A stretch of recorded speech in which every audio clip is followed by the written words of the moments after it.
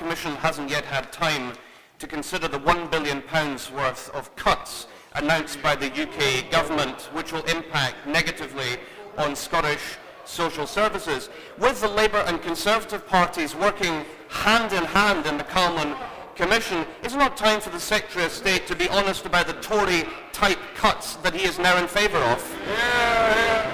Mr. Speaker, not at all, because the fact is, in just the recent pre-budget report, we saw an additional £2 billion going to the pockets and purses of Scots. And the fact is that across the country and across the world, governments are trying to find ways in which to drive efficiencies. But I won't take any lectures from the honourable gentleman. His party argued for lighter regulation of the banking system, just as it started to collapse. His party argued for an oil fund, just as oil price fell from $150 a barrel to $42 a barrel.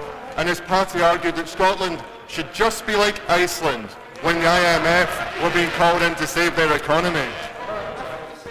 Mr. Davidson. Surely the Minister can't be telling us the accurate position when he said that the Royal Bank of Scotland and the Bank of Scotland were getting more money than the whole of the Scottish Government put together. Surely those figures can't be true. Could he tell us a little more about that? Mr. Speaker, I'd like to thank my honourable friend for his question.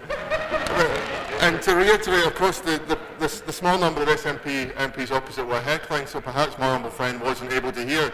The fact is that we are investing UK taxpayers' money of £20 billion on the Royal Bank and £17 billion based upon the HBOS Lloyds TSB merger proposals. And the fact is, Mr. Speaker, there's this direct investment in these banks that's led to the Royal Bank of Scotland taking an entirely sensitive approach to small businesses in Scotland, and that's where the Royal Bank of Scotland has led. We look forward to other banks following. David Mundell.